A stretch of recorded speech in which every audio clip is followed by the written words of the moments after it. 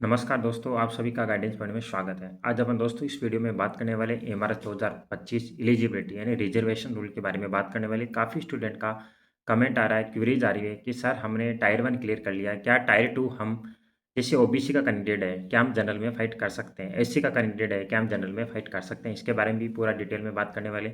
इसके अलावा दोस्तों जो ओबीसी का जो सर्टिफिकेट है उसको लेकर भी काफ़ी डाउट आई हुई है कि हमारे पास क्या कट ऑफ डेट से पहले का होना चाहिए, अब हमारे पास कट ऑफ डेट के बाद का है, क्या हमें डिस्क्वालीफाई कर देंगे? इसके बारे में भी दोस्तों बात करने वाले हैं। और एक टीजीटी का जो 50% क्राइटेरिया है, उसमें भी अभी भी स्टूडेंट के काफ़ी डाउट चल रहा है, तो उसके बारे में भी बात करेंगे। डिटेल में बात करने वाले हैं। आई होप आप सभी के डाउट उसके बाद में क्लियर हो जाएँगे। तो आपको वीडियो पूरा देखना, अंत तक देखना है। तो शुरू करते हैं। सबसे पहले अपन रिज़र्वेशन की बात करते हैं। काफ़ी स्टूडेंट ये पूछ रहे हैं सर हमने टायर 1 ओबीसी कैटेगरी से क्लियर कर लिया है, क्या हम टायर 2 की बात करें, क्या टायर 2 में जनरल से फाइट कर सकते हैं? तो आपको मैं एक एग्जांपल देके बताता हूँ। अगर आप फॉर्म भर रहे हो, उस समय मान लो कोई भी कैंडिडेट है। देखो रिजर्वेशन 2 टाइप से मिलता है, एक तो आपको एज में मिलता है, एक आपको कट ऑफ में मिलता है। कहने का मतलब ये आपने जब फॉर्म भरा, तब आपने एज का फ़ायदा नहीं उठाया। मान लो कि टीजीटी की 40 वर्ष है, मान के चल लो। अगर मान लो कि आपकी एज है वो 30 एज है, इसका मतलब आपने एज का फ़ायदा नहीं उठाया, वहाँ पे आपने रिजर्वेशन का फ़ायदा नहीं उठाया। अब जब आपका टायर 1 का क्या आया, रिजल्ट आया। अब रिजल्ट में मान लो कि आपके 75 मार्क्स है, कितने मार्क्स है 75, आप ओबीसी कैटेगरी से हो। लेकिन जो जनरल की जो कैटेगरी है, जनरल में जो कट ऑफ गई है दोस्तों, वो कितने की है, 72 की है। और आपके मार्क्स कितने आ रहे हैं, 75 आ रहा है। मतलब आप जनरल की जो कट ऑफ है उसको क्या कर रहे हो, फाइट कर रहे हो। जनरल से आपके ज़्यादा मार्क्स है या जनरल की कट ऑफ के बराबर आपके मार्क्स है, तो दोस्तों आप जनरल कैटेगरी में गिने जाओगे, क्योंकि आपने जब फॉर्म फिलअप किया वहाँ पे एज का फ़ायदा नहीं लिया, मतलब आप अपनी कैटेगरी का फ़ायदा नहीं लिए। इसके बाद में जब आपका रिजल्ट आया तो आपके जनरल के बराबर क्या बन रहे हैं, आपके मार्क्स बन रहे हैं। इसका मतलब यहाँ पे आप जनरल कैटेगरी में माने जाएंगे, यानी कि जनरल कट ऑफ फाइट कर रहे हो तो आप जनरल की सीट ले सकते हो। लेकिन अब दोस्तों आप टायर 1 जनरल ले लिए, अब आप टायर 2 में भी आपके जनरल के बराबर क्या आने चाहिए, आपके नंबर आने चाहिए। एक तो ये एग्जांपल है। दूसरा अपन यहाँ पे ये एग्जांपल लेते हैं, जैसे मान लो कि आपकी एज 45 है, बट जैसे फॉरम में दे रखा है ओनली 40, इसका मतलब आपने अपनी कैटेगरी में 5 ईयर का एज रिलैक्सेशन ले लिया है, एज का फ़ायदा उठा लिया है। जैसे आप ओबीसी कैंडिडेट हो या एससी कैंडिडेट हो, आपने एज का फ़ायदा उठा लिया। अब दोस्तों टायर 1 का जैसे रिजल्ट आता है, टायर 1 का जो रिजल्ट आया, मान लो आपके 75 ही मार्क्स हैं, बट जो जनरल की जो कट ऑफ गई है 80 की है। इसका मतलब आप अपनी कैटेगरी में टायर 1 क्लियर कर रहे हो। अब दोस्तों आप टायर 2 में कितने भी मार्क्स लेके आओ, आप अपनी कैटेगरी में ही रहोगे, क्योंकि आपने क्या कर लिया है, यहाँ पर रिजर्वेशन का फ़ायदा उठा लिया। जब आप एक बार रिजर्वेशन का फ़ायदा उठा लेते हो, उसके बाद में दोस्तों उसी कैटेगरी में रहते हो, आप जनरल कैटेगरी में नहीं जा पाओगे। आई होप आपका ये डाउट क्लियर हुआ होगा। कहने का मतलब ये है दोस्तों, आप जब फॉर्म फिलअप कर रहे हो वहाँ पे भी कोई फ़ायदा नहीं उठाया हो, और आपका टायर 1 में जो रिजल्ट के जो मार्क्स हैं वो जनरल कट ऑफ के बराबर अगर आपके मार्क्स आ रहे हैं, तो आप जनरल कैटेगरी में माने जाओगे। लेकिन अगर आपने एज में तो फ़ायदा नहीं उठाया, बट टायर 1 में अपनी कैटेगरी की कट ऑफ के अकॉर्डिंग ही आप पास हो रहे हो, तो दोस्तों टायर 2 में आप कितने भी मार्क्स ले आओ, आप अपनी कैटेगरी में ही रहोगे। आई होप आपका ये डाउट क्लियर हो गया होगा। अब दोस्तों दूसरा अपन एग्जाम्पल की बात करते हैं। ये जो ओबीसी का जो कास्ट सर्टिफिकेट है, ईडब्ल्यूएस का जो कास्ट सर्टिफिकेट है, एससी और एसटी का जो कास्ट सर्टिफिकेट है, इनके बारे में बताता हूँ। दोस्तों एससी और एसटी की बात बताऊँ मैं, कास्ट सर्टिफिकेट में अगर आपके पास ओल्ड भी है तो भी चलेगा, अगर आपके पास न्यू है तो भी चलेगा, लेकिन वो थोड़ा सा अपडेट होना चाहिए, सेंट्रल गवर्नमेंट के अकॉर्डिंग होना चाहिए, ये बात आपको ध्यान रखनी है। अब बात करते हैं ओबीसी। अब काफ़ी स्टूडेंट की क्वेरीज ये आ रही है कि ओबीसी का जो सर्टिफिकेट है, कास्ट सर्टिफिकेट है, वो कौन सी डेट का होना चाहिए। दोस्तों ऑफिशियल जो एमआरएस की अपन बात करें रूल्स के अकॉर्डिंग, उसमें 23 अक्टूबर 2025 कट ऑफ डेट दे रखी है। इसका मतलब दोस्तों ये है कि आप जो अपना जो बना रहे हो, वो दोस्तों फाइनेंशियल ईयर 2025 दे रखा है, उसमें फाइनेंशियल ईयर 2024-25 दे रखा है। जब उसमें 24-25 दे रखा है, इसका मतलब ये है दोस्तों कि 1 अप्रैल 2025 के बाद और 23 अक्टूबर 2025 से पहले पहले का आपके पास वो होना चाहिए। कहने का मतलब है दोस्तों, फाइनेंशियल जो ईयर होता है वो दोस्तों 1 अप्रैल को स्टार्ट होता है, 31 मार्च को क्या हो जाता है, एंड हो जाता है। आपने जो बनाया होगा 2024 में, वो दोस्तों 2025 में 23 मार्च को उसकी वैलिडिटी क्या हो गई, खत्म हो गई। अब आप 2025 में 1 अप्रैल को बनाओगे या 1 अप्रैल के बाद बनाओगे, ये दोस्तों आपका 31 मार्च 2026 तक चलेगा। तो ओबीसी वाली जो कैंडिडेट है उनको हर साल बनाना होता है, हर साल अपडेट रखना होता है। तो दोस्तों देखा जाए तो ये आपकी फॉल्ट है, आपने नहीं बनाया, क्योंकि आप ईएमआरएस और नेक्स्ट पर केस नहीं कर सकते क्योंकि उसमें डायरेक्टली मेंशन है कि 23 अक्टूबर 2025 से पहले-पहले आपके पास क्या होना चाहिए? सर्टिफ़िकेट होना चाहिए। अब ये है कि काफ़ी स्टूडेंट है सर हमारे पास तो नहीं है, हम क्या करें? हमारा टायर 1 भी क्लियर है। फर्स्ट ऑप्शन तो ये है कि अगर आप जनरल कैटेगरी से फाइट कर रहे हो टायर 1 तो दोस्तों आप टायर 2 भी जनरल कैटेगरी के अकॉर्डिंग आप क्या करो तैयारी करो, आपको कोई दिक्कत आने वाली नहीं है। अब वो है जो अपनी सेम कैटेगरी में टायर 1 क्लियर कर रहे हैं, अब दोस्तों टायर 2 में भी वो सेम कैटेगरी में क्लियर कर पाएँगे, तो उनके लिए क्या सॉल्यूशन है? उनके लिए दोस्तों ये सॉल्यूशन है, आपके पास अगर कोई पुराना है 2025 का, तो वो भी आपको लेके जाना है और 2026 का आपको नया भी बना लेना है। दोस्तों मैं आपको रियल बात बताता हूँ, जब आप डीवी में जाते हैं, पिछले साल की बात बता रहा हूँ, जब 2024 में डीवी हुआ था, मेरा भी हुआ था, वहाँ पे दोस्तों कास्ट सर्टिफ़िकेट को लेकर किसी को भी आउट नहीं किया गया था। वो इतना कुछ देखते नहीं है, जैसे आप गए आपके पास वो डॉक्यूमेंट्स होना चाहिए, थोड़ा-सा अपडेट होना चाहिए, वो देखेंगे भाई डॉक्यूमेंट्स नहीं है, अगर वो आपको नया माँगता है तो आप नया दे दो। ये दोस्तों डिपेंड करता है वहाँ डीवी कमेटी पर और दोस्तों आप डिफरेंट स्टेट में जाएँगे ना, तो वहाँ पे इतना वो नहीं देखते हैं। पिछली बार हमने देखा था, वहाँ पे हमने जैसे डॉक्यूमेंट दिए, बस ऊपर-ऊपर नेम वगैरह देख रहे थे और कास्ट सर्टिफ़िकेट ये इनको तो इतना डीपली वो देख भी नहीं रहे थे। बट जैसे कभी-कभी क्या होता है, जैसे डीवी मेंबर वो गहनता से जानता है इन चीज़ों को, तो वहाँ पे थोड़ी-सी क्या हो सकती है, प्रॉब्लम हो सकती है। बट आपको पुराना और नया दोनों ही रखना है। अब जो काफ़ी स्टूडेंट उनकी क्वेरीज़ आ रही है कि सर हमारा तो 2019 का है, 18 का है, तो उनके लिए थोड़ी-सी प्रॉब्लम हो सकती है। बट दोस्तों प्रॉब्लम वहाँ होती है आपके क्वालिफ़िकेशन, आपके जो एजुकेशन के जो भी डॉक्यूमेंट्स हैं, जैसे आपके कॉलेज के डॉक्यूमेंट्स हैं, आपकी मार्कशीट है, वो आपके पास नहीं है कट ऑफ डेट से, तो वहाँ ज़्यादा प्रॉब्लम होने की संभावना होती है। लेकिन आपकी जो कास्ट सर्टिफ़िकेट है, क्योंकि आप तो ओबीसी कैंडिडेट हो, आपने नहीं बनवाया कोई बात नहीं, आप नया लेके जाओ। अगर वो नया माँगते हैं तो नया देना है, नहीं आपको पहले पुराना ही देना है, इतना इश्यू नहीं होता है। ये दोस्तों 90% मैं बात बता रहा हूँ कि 90% आपको बाहर नहीं करेंगे, 10% आपकी किस्मत, बैड लक इस पर डिपेंड करता है। वैसे भी आज तक दोस्तों डॉक्यूमेंट्स को लेकर जो कास्ट सर्टिफिकेट है इनको लेकर ज़्यादातर बाहर नहीं करते हैं, लेकिन आपकी क्वालिफ़िकेशन जो डॉक्यूमेंट्स है वो इनकम्प्लीट है, तो वहाँ पे आपकी दिक्कत हो सकती है। आई होप ये भी आपके डाउट क्लियर हुआ होगा दोस्तों। अब दोस्तों मैं एक बात आपको ये और बता दूँ, काफ़ी जो कैंडिडेट है जैसे मान लो आपके पास स्टेट वाला है, स्टेट वाला कास्ट सर्टिफिकेट है, तो दोस्तों वो नहीं चलेगा। अब यहाँ पे जो सेंट्रल गवर्नमेंट की जो वैकेंसी है ईएमआरएस की, वहाँ पे दोस्तों सेंट्रल का ही आपको बनवाना है और वो भी फॉर्मेट के अकॉर्डिंग बनाना है। ईएमआरएस में जो फॉर्मेट दे रखा है, उसके अकॉर्डिंग बनाना है और आपको ले जाना है। इतना आपको घबराना नहीं है, आप दोस्तों तैयारी करते रहो। क्योंकि डीवी के समय अब देखा जाएगा जो भी होगा, आपने नहीं बनवाया ये तो सबसे बड़ी आपकी गलती है, आपको अपडेट रहना चाहिए। जब भी आप कॉम्पिटिशन की तैयारी कर रहे हो तो अपने डॉक्यूमेंट्स आपको पूरे रखना चाहिए। वैकेंसी आई है या नहीं है, आपको ओबीसी वाले कैंडिडेट को हर साल बनाना ही है। तो ये बात क्लियर हो गई। अब दोस्तों अपन आगे जो नेक्स्ट वाली जो बात करते हैं, वो करते हैं 50% क्राइटेरिया की। दोस्तों 50% क्राइटेरिया की बात ये है दोस्तों, पीजीटी के लिए तो कोई दिक्कत नहीं है। जिनकी भी ग्रेजुएशन प्लस बीएड में 50% है, वो भी एग्रीगेट माना है, तो उनको किसी प्रकार की कोई तकलीफ होने वाली नहीं है। अब यहाँ थोड़ा-सा दिक्कत आ रही है टीजीटी वालों को। तो दोस्तों टीजीटी की अपन बात करते हैं, यहाँ पे बता रखा है 50%, तो 50% का मतलब ये है कि आपकी जो आपने बीए की है, जो भी आपने ग्रेजुएशन की है, उसमें आपकी एग्रीगेट कितनी होनी चाहिए? 50% से ऊपर होनी चाहिए या 50% होनी चाहिए। अब कंसर्न सब्जेक्ट की बात करें दोस्तों, आपकी जो कंसर्न सब्जेक्ट है, पर्टिकुलर आपकी 3 ईयर में कुल मिलाकर आपकी 50% होनी चाहिए।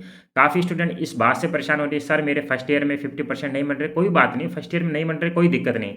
आप फर्स्ट ईयर के मार्क्स जोड़ो, सेकंड ईयर के मार्क्स जोड़ो, थर्ड ईयर के मार्क्स जोड़ो, तीनों को जोड़ के आप 3 से डिवाइड करो, अगर आपके 50% मार्क्स बन रहे हैं, तो आप एलिजिबल हो कंसर्न सब्जेक्ट में। तो आपका जो भी कंसर्न सब्जेक्ट में, उसमें तीनों सालों का मिलाकर आपको 50% अगर आपके हैं, तो दोस्तों आप एलिजिबल हो। मान लो आपके फर्स्ट ईयर में 48% ही है, बट सेकंड ईयर में आपके 52% है, थर्ड ईयर में आपके 60% है, इसका मतलब आप क्या हो? एलिजिबल हो। और दोस्तों कंसर्न सब्जेक्ट में देखना है, आपको लैंग्वेज वाले में नहीं देखना है। काफ़ी स्टूडेंट इस बात से परेशान हो रहे हैं, सर मेरे हिंदी में मार्क्स नहीं बन रहे हैं 50%, क्या मैं एलिजिबल हूँ नहीं हूँ? भाई वो नहीं, आपको केवल कंसर्न सब्जेक्ट पर ध्यान देना है, कंसर्न सब्जेक्ट देखनी है। तो आई होप आपका ये डाउट भी क्लियर हो गया होगा। आपको क्या करना है, एग्रीगेट देखना है, 50% से ज़्यादा होनी चाहिए, प्लस आपके पास सीटेट भी क्लियर होनी चाहिए, प्लस आपकी जो बीएड है उसमें भी 50% होनी चाहिए। ये सारी चीज़ें आपको क्या करनी है, देख लेनी है। और दोस्तों अब आपकी जो टाइप 2 की एग्ज़ाम डेट है वो भी घोषित हो चुकी है, 22 मार्च, 22, 23, 24, 25 मार्च को एग्ज़ाम है, इसलिए दोस्तों अब आपके पास टाइम कम है। अब काफ़ी स्टूडेंट डीमोटिवेट हो रहे हैं, सर हम कैसे तैयारी करें, हम एलिजिबल ही नहीं है। भाई आप सभी एलिजिबल हो, तैयारी करो। ऐसे मान लो कि आप तैयारी नहीं करोगे तब भी तो इनएलिजिबल ही हो आप। भाई जब तक आपका सिलेक्शन नहीं हो जाता तब तक आप मैदान से आउट ही हो। क्या पता आपकी एक कोशिश आपको सफलता दिला दे। भाई कोई बात नहीं, आप उस समय आपको पता नहीं था, जब आपने फॉर्म भरा, आपको जानकारी नहीं थी। लेकिन आपको उन चीज़ों का आगे से ध्यान रखना है और अपने आप को अपडेट भी रखना है। लेकिन आप एक थोड़ा-सा रिस्क तो ले ही सकते हो भाई, कम से कम आप तैयारी करें तो इसका मतलब नुकसान तो है ही नहीं ना। आप जी-जान लगाओ, वहाँ तक पहुँच रहे हो इसका मतलब आप बहुत लकी हो। पहली बात तो टायर 2 क्लियर नहीं होता दोस्तों। अगर आपका टायर 2 क्लियर होता है और आप डीवी तक जाते हो, इसका मतलब आपकी बहुत ज़्यादा तैयारी है, तो बहुत ज़्यादा चांस आपके सिलेक्शन के।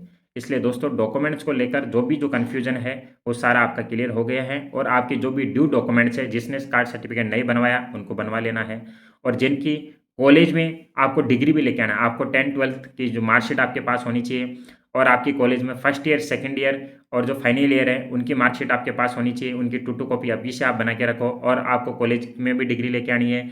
इसके अलावा कॉलेज के अलावा अगर आपने किसी ने एमए की है, किसी ने एमकॉम की है, किसी ने एमएससी की है, तो 2 साल की उनकी भी मार्कशीट और उनकी डिग्री होनी चाहिए। बीएड की है, तो बीएड की भी आपके पास मार्कशीट प्लस क्या होनी चाहिए, डिग्री होनी चाहिए। इसके अलावा आपके पास मूल निवास है, कास्ट सर्टिफिकेट है, आपका आधार कार्ड को भी आपको अपडेट करवाना है। अगर आपके मोबाइल नंबर नहीं जुड़े हुए, तो आपको जुड़ाना है। तो ये सारी चीज़ें आपको अभी से लेके चलना है क्योंकि डॉक्यूमेंट्स को लेकर फिर किसी प्रकार की कोई कन्फ्यूजन नहीं होना चाहिए दोस्तों। अब दोस्तों आपके पास बहुत कम टाइम है। इस कम टाइम में आप किस प्रकार अब दोस्तों काफ़ी स्टूडेंट का ये कवरेज आ रही है कि हम जो 4 मार्क्स जो क्वेश्चन है उसमें आउट ऑफ आउट मार्क्स कैसे लेके आएँ? दोस्तों मैं आपको बात बताता हूँ। हम डेली या डिस्क्रिप्टिव नोट कॉपी चेक करते हैं। जैसे हमारे यहाँ जो बिज़नेस स्टडीज़ है उसमें 4 मार्क्स रिलेटेड क्वेश्चन चलता है, 8 मार्क्स रिलेटेड क्वेश्चन चलता है, 2 मार्क्स रिलेटेड।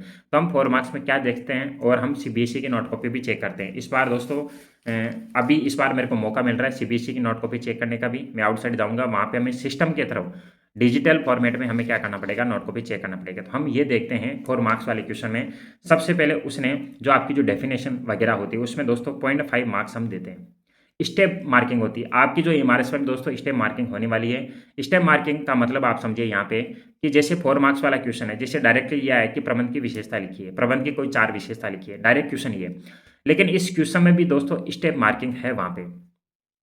स्टेप मार्किंग इस प्रकार देना है जिसे सबसे पहले आप कोई भी उसकी डेफिनेशन देंगे, उसका अर्थ देंगे तो वहाँ पे 0.5 मार्क्स आपको मिलने के चांस है। फिर आप क्या करेंगे 3 से 4 यहाँ पे विशेषताएँ बता देंगे उसके में उसमें आपको 3 मार्क्स मिलने के चांसेज़ हैं। फिर लास्ट में अगर आप निष्कर्ष लिख रहे हो वहाँ पे भी आपको 0.5 मिलने वाली है। तो 3 स्टेप में आपके क्या दिए जाएँगे, मार्क्स दिए जाएँगे। या आपने कोई डायग्राम बनाया है या आपने कोई टेबल बनाई है तो उसमें भी 0.5 मार्क्स देने के चांसेज़ होते हैं। तो दोस्तों आपको एक तो आंसर है ना प्रेज़ेंट टेंस में लिखना है। जितना आप अच्छा लिख पाओगे ना, उतना ही आप आउट ऑफ आउट मार्क्स पाने की क्या रहेंगी, आपकी उम्मीद रहेगी। अब दोस्तों आपकी काफ़ी कन्फ्यूज़ ये भी चल रहा है कि हमें कितनी स्पीड बनानी है, किस प्रकार लिखना है। दोस्तों आपके टोटल 15 क्वेश्चन आने वाले हैं। 15 क्वेश्चन और आपको 3 घंटे मिलेंगे जिसमें आपके 40 तो एमसीक्यू होंगे। कितने एमसीक्यू होंगे?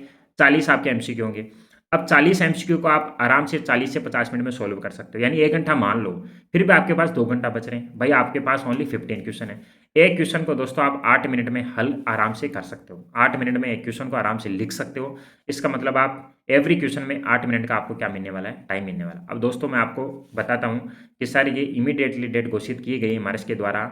हाँ, ये चीज़ मैं मानता हूँ कि एमआरएस जो भी नोटिस वगैरह निकाल रहा है, वो सही नहीं है तरीका। क्यों नहीं है कि बच्चों को एक कम से कम 2-3 महीने पहले सूचना देना ज़रूरी होता है क्योंकि 15 दिन 10 दिन पहले तो सिटी ही अनाउंस कर दी जाती है और यहाँ पे सिटी के बजाय ये डेट घोषित कर रहे हैं। तो ये थोड़ा-सा ठीक नहीं है बच्चों के साथ।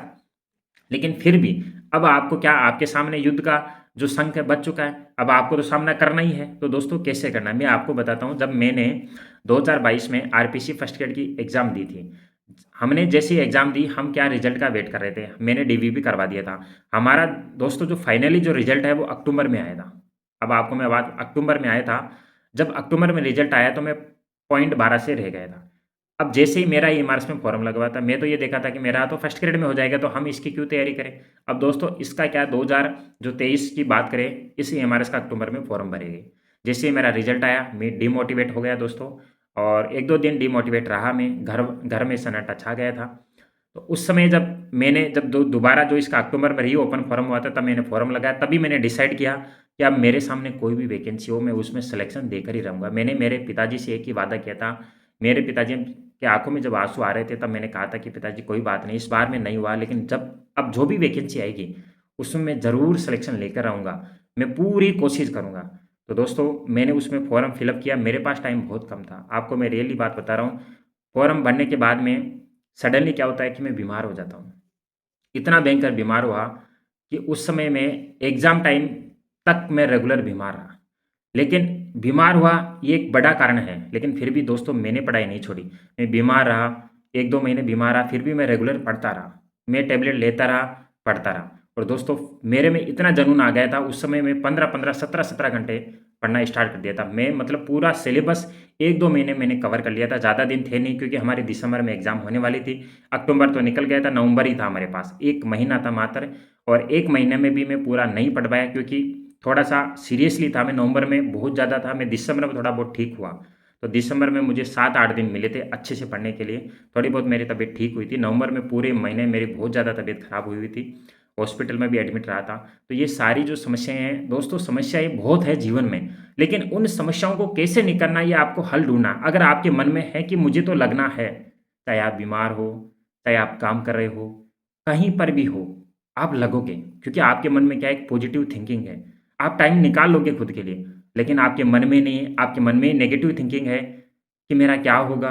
मेरे तो डॉक्यूमेंट्स पूरे नहीं है, मेरी तो तैयारी नहीं हो पा रही है, मैं 15 क्वेश्चन लिख नहीं पा रहा हूँ। भाई क्यों नहीं लिख पा रहे? इसका मतलब आप नौकरी पाना ही नहीं चाहते। अगर आपके मन में है कि मुझे इस गरीबी से बाहर आना है, मेरे माता-पिता का सपना पूरा करना है, इस बेरोज़गारी का जो ठप्पा लगा हुआ है, इसको हटाना है। बेरोज़गारी ये एक गुलामी की तरह होती है दोस्तों। जैसे गुलाम व्यक्ति होता है ना, वो कुछ नहीं कर सकता। उसी प्रकार जो बेरोज़गार व्यक्ति होता है ना, बेरोज़गारी की जो लाइफ़ क्या होती है, मेरे को पता है। जब जेब में 1 रुपए नहीं होता है, पेन खरीदने तक पैसा नहीं होता था। लोन ले लेके मैंने पढ़ाई की है दोस्तों। इसलिए मैं अच्छी तरह से समझता हूँ एक बेरोज़गारी की लाइफ़ क्या होती है दोस्तों। आप अच्छे से हँस नहीं सकते, अच्छे से घूम नहीं सकते। आप स्टेज पे जाके कुछ बोल नहीं सकते क्योंकि आप बेरोज़गार हो। आप 2-4 भाषण बोलोगे तो लोग कह देंगे भाई ये तो पढ़ता नहीं, नौकरी में नंबर तो आता नहीं है, भाषण दे रहा है। पहले खुद तो सक्सेस हो जा। तो ये सारी बातें बहुत आने सुनने मिलते हैं। इसलिए दोस्तों आपके पास अच्छा मौका है, और ये हमारे से एक ऐसी वैकेंसी है दोस्तों, जो आपको अगर जल्दी से जल्दी जॉब मिल सकती है दोस्तों। मेरे भी मन में एक ही था कि मुझे एएमआरएस के अलावा और कोई वैकेंसी इतनी जल्दी जॉब नहीं दे सकती। इसलिए मैंने दिन-रात एक किया था, क्योंकि उस समय फर्स्ट ग्रेड की ऑलरेडी वैकेंसी कंप्लीट हो चुकी थी। अब न जाने कब वैकेंसी आएगी दोस्तों। और ये दोस्तों जो एमआरएस की वैकेंसी, इसका भी अब कोई विश्वास नहीं है, थर्ड पेज कब आने वाला है। इसलिए आपके पास दोस्तों अगर आप 1 महीने पढ़ लेते हो, 1 महीने हार्ड वर्किंग कर लेते हो, तो दोस्तों आपकी पूरी लाइफ सेट हो जाएगी। उसके बाद में आप और वैकेंसी की तैयारी करना। अब कुछ स्टूडेंट का ये क्वेरी जा रही है, सर वहाँ तो फुल डे काम होता है, क्या हम तैयारी छोड़ दें क्या? भाई ये बताओ, बिना काम कहाँ पैसा मिलता है? आप मज़दूरी पे जाओ, आप 10 बजे से लेकर 5 बजे तक आपको काम में लेते हैं। भाई यहाँ काम होता है तो आप कोई मज़दूरी थोड़ी कर रहे हो यहाँ पे। जाके क्लास में भाई बच्चों को पढ़ाना है। करना क्या है यहाँ पे? आप कोई कमिटी में जुड़े हो तो वहाँ जाके कुर्सी पे, बढ़िया-बढ़िया कुर्सियों पे बैठना है, भाषण देना है, स्पीच देना है आपको। बहुत यहाँ पे आउटसाइड से मेंबर आते रहते हैं। तो आपको घबराना नहीं है, भाई मैं ऑलरेडी एमआरएस में हूँ। मुझे ऐसा कभी फ़ील नहीं हुआ कि मैं यहाँ पे टॉर्चर हो रहा हूँ या वर्कलोड ज़्यादा है। भाई आप यहाँ पे कुछ सीखोगे। ऐसी जॉब क्या जिसमें कोई काम ही नहीं है भाई, अपने आप को अपडेट ही नहीं कर पाओगे आप। यहाँ पे अपने आप को फुल अपडेट, यहाँ अगर कोई बंदा जॉब कर लेता है एमआरएस में, उसके बाद में वो कहीं पर भी जाता है, उसको किसी प्रकार की कोई दिक्कत आने वाली नहीं है। आप अपने आप को फुल अपडेट हो, यहाँ बहुत कुछ सीखने को मिलता है भाई। आपको एक गवर्नमेंट मौका दे रही है कि उन बच्चों को आप आगे ले जाओ, आप बच्चों का भविष्य निर्धारित कर पाओगे। अब आप में से कुछ कह रहे हैं कि सर याद नहीं हो रहा है, बस जब आपसे याद नहीं हो रहा है तो आप बच्चों को कैसे बोलोगे कि आप याद करके लेके आओ? पहले खुद याद करना सीखो, फिर आप अपना एग्ज़ाम्पल देना कि मैं भी 1 महीने में पूरा सिलेबस कवर करके मैंने सिलेक्शन लिया है, इसलिए आपको भी तैयारी करनी है। अब यहाँ पे हमारे पास जो बच्चे हैं, उनको हम 10 दिन में पूरा सिलेबस तैयार करवाते हैं। सेकंड पीयूसी 12वीं क्लास का जो सिलेबस है, मैंने खुद ने 4 या 5 बार कंप्लीट करवाया है। अब हम 7 से 8 दिन में कंप्लीट सिलेबस करवा देते हैं, क्योंकि वो हमारी एक आदत हो गई है। तो इसलिए आपको भी दोस्तों अपना जो सिलेबस है, जल्दी से जल्दी आपको जो रीडिंग भी करना है, बहुत फास्टली रीडिंग करना है, फास्टली सिलेबस कवर करना है। दोस्तों आपको एक टॉपिक को ज़्यादा महत्व नहीं देना है, पूरा सिलेबस कंप्लीटली पढ़ना है आपको। और जो भी कॉमर्स के स्टूडेंट हैं, उनके लिए ऑलरेडी कोर्स लॉन्च कर दिया गया है। जो ईएमआरएस जो इकोनॉमिक्स वाले हैं, उनका मॉक टेस्ट भी चालू है, आप वहाँ से देख सकते हो और टेलीग्राम से जुड़ सकते हो। आपकी जो भी डाउट है पूछ सकते हो दोस्तों, आप तैयारी करते रहो, आपका ज़रूर सिलेक्शन होगा दोस्तों। और मैं आपके साथ बना रहूँगा, और उम्मीद और भगवान से प्रार्थना करता हूँ कि आप सभी का सिलेक्शन हो जाए। बट दोस्तों आपको भी अपनी हार्ड वर्किंग जारी रखना है, क्योंकि ईश्वर भी उन्हीं का साथ देता है जो मेहनत करते हैं। तो मेहनत नहीं करते, उनका ईश्वर भी साथ नहीं देता दोस्तों। इसलिए अपनी मेहनत को कंटिन्यू रखें, और आप ज़रूर इस बार सिलेक्शन आप सभी का हो जाएगा। Thank you.